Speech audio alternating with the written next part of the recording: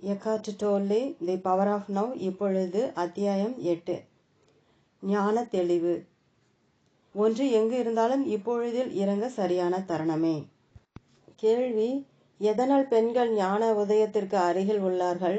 ஞான தெளிவு பெறுவதில் உள்ள கஷ்டம் ஆணுக்கும் பெண்ணுக்கும் சமமானதா? பதில்: ஆமாம். ஆனால் முக்கியத்துவம் வேறு இடத்தில் இருக்கிறது.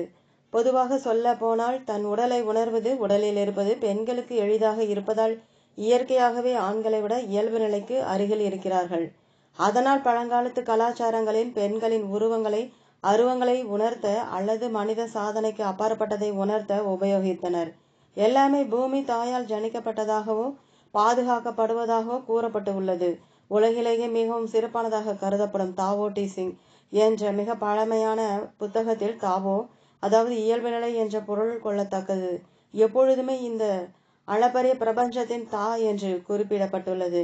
அளப்பரியதன் உருவம் பெண்ணாய் சித்தரிக்கப்படுவதால் அவர்கள் ஞான தெளிவிற்கு அருகில் இருக்கிறார்கள். அதைவிட முக்கியம் என்னவென்றால், எல்லா பொருளும் எல்லா உயிரும் மூலத்தை கடைசியில் அடையும். எல்லா பொருளும் தாவோவில் மறைந்துவிடும். அது மட்டுமே நிலைக்கும்.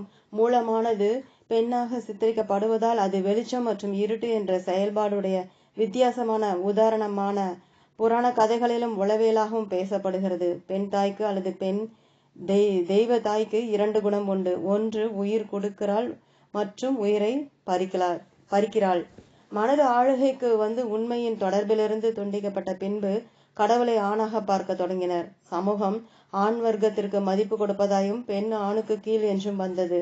நான் பழையபடி கடவுளுக்கு பெண் உரு கொடுக்கும் காலத்திற்கு செல்லுங்கள் என்று சொல்லவில்லை. இந்த ஆணும் பெண்ணும் சமம் என்ற பழைய கொள்கையை புதுப்பிக்கிறார்கள். அது நல்லது. ஆன போதிலும் ஒரு கருத்து கணிப்பு, வழிகாட்டி அல்லது வரைபடம் போல் தற்காலிகமாகத்தான் உதவியாக இருக்கும். உதவி என்பதை விட உபத்திரவம் என்று சொல்லலாம். ஏனென்றால் உண்மையை நாம் கருத்து கணிப்பு மற்றும் உருவங்களை கடந்துதான் பார்க்கிறோம். எது உண்மையாக இருக்கிறது என்றால் மனதின் சக்தி களம். அது ஆண் தன்மை உடையதாக தோன்றுகிறது. மனது எதிர்க்கிறது, சண்டையிடுகிறது, தாக்குகிறது, பிடித்து கொள்கிறது என்பன பல. அதனால் கடவுளின் உருவம் ஆணாகவும் தலைவனாகவும் அடக்கும் தன்மை உடையதாகவும் கோபப்படுவதாகவும் காட்டப்படுகிறது. பழைய ஏற்பாட்டில் பயந்து வாழ வேண்டும் என்றும் அறிவுறுத்தப்படுகிறது. இந்த கடவுள் மனதின் பிரதிபலிப்பு.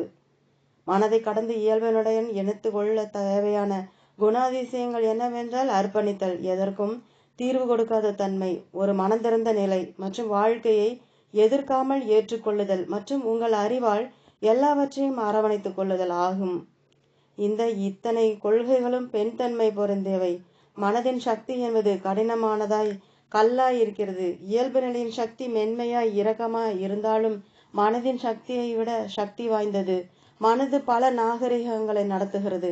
ஆனால் இயல்பு நிலை எல்லா உயிரிலும் இவ்வுலகிலும் இதை கடந்தும் பொறுப்பேற்கிறது. இயல்பு நிலை மிகவும் சக்தி வாய்ந்தது. இது உலகமாக வெளியே பரிணமிக்கிறது. பெண்கள் அதற்கு அருகாமையில் இருந்தாலும் ஆண்கள் தன்னுள்ளே அதனை அடைய முடியும். இந்த காலகட்டத்தில் அதிகப்படியான பெண்களும் ஆண்களும் மனதின் பிடிக்குள் இருக்கிறார்கள். தங்களை தாங்கள் நினைப்பவராக கொள்கிறார்கள் மற்றும் மன வழியாக கொள்கின்றனர். அதுதான் ஞான உதயத்திற்கும் அன்பு மலரவும் பெருந்தடையாக உள்ளது. பொதுவாக பார்த்தால் எண்ணங்கள் எழும் மனதுதான் ஆண்களுக்கு தடையாக உள்ளது. பெண்களுக்கு மன வழி தடையாக உள்ளது. ஆன போதிலும் சில சமயங்களில் இதற்கு தலைகீழாகவும் நடப்பதுண்டு. மற்றவரிடம் இரண்டுமே சமமாக இருக்கும். ஞான தெளிவான நிலையில் நான் மற்றும் என்னுடைய என்ற இரண்டும் ஒன்றாகி விடுகிறது. நான் என்னை விரும்பவும் இல்லை, என்னை வெறுக்கவும் இல்லை. நீங்கள் உங்களுக்கென ஒரு தீர்ப்பு சொல்லவும் இல்லை, நீங்கள் உங்களுக்கென வருந்தவும் இல்லை, நீங்கள் பெருமைப்பட்டு கொள்ளவும் இல்லை. ஞான உதயம் பெற்ற பிறகு உங்களிடம் இல்லாத உறவு என்னுடைய என்ற உறவுதான். அந்த உறவை விட்ட பின் மற்ற உறவுகள் எல்லாம் அன்பான உறவுகள்தான். ஓம் தொடரும்.